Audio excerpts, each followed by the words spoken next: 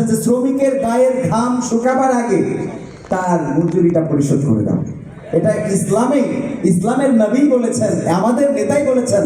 বাইরের কোন নেতা, শ্রমিকদেরকে ব্যবহার করার মতো অসংখ্য নেতা আছে, কিন্তু শ্রমিকদের পক্ষে কথা বলার মতো নেতা খুঁজে পাওয়া যায় না।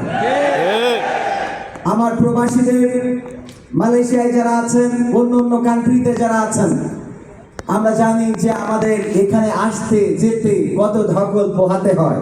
আমরা ওদিকে না গেলেও এগুলোর পরিবর্তন আমরা প্রত্যাশা করি, এবং বাংলাদেশের দায়িত্বপ্রাপ্ত যারা, তারা অবশ্যই প্রবাসীদেরকে মূল্যায়ন করবে, কারণ বাংলাদেশের অর্থনীতির চাকাকে প্রবাসীরা সচল রেখেছে। প্রবাসীরা না থাকলে বাংলাদেশের অর্থনীতির চাকা এতদিন থেমে যেতে, বলেন ঠিক না? তো এই জন্য প্রবাসীদেরকে মূল্যায়ন করতে হবে। প্রবাসীদের পক্ষে সোচ্চার ছিলাম এবং থাকবো আমৃত্যুকাল, কারণ আমি আপনাদেরই একজন। এখন যেটা বলতে চাই, আমরা এখানে এসেছি ইসলামের আলোকে, কোরআন হাদিসের আলোকে শ্রমিকের অধিকার শোনার জন্য। তো আমি কোরআন নিয়ে আমার একটা সঙ্গীত আছে, সেটা দিয়ে শুরু করছি, শোনাই।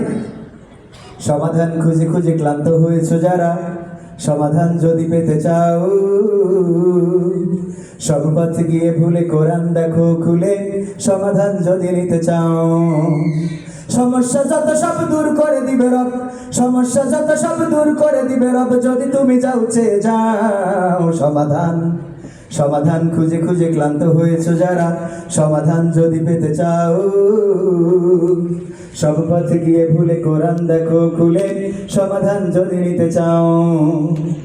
কোরআন ধরি না বলে, কোরআন পড়ি না বলে চারিদিকে হই লাঞ্ছিত। কোরআন জানি না বলে, কোরআন মানি না বলে সব অধিকার বঞ্চিত। কোরআন ধরি না বলে, কোরআন পড়ি না বলে চারিদিকে হই লাঞ্ছিত। কোরআন জানি না বলে, কোরআন মানি না বলে সব অধিকার বঞ্চিত।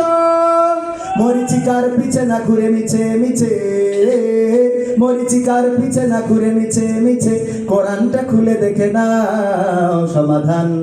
সমাধান খুঁজে খুঁজে ক্লান্ত হয়েছো যারা, সমাধান যদি পেতে চাও, সব পথে গিয়ে ভুলে কোরআন দেখো খুলে, সমাধান যদি নিতে চাও।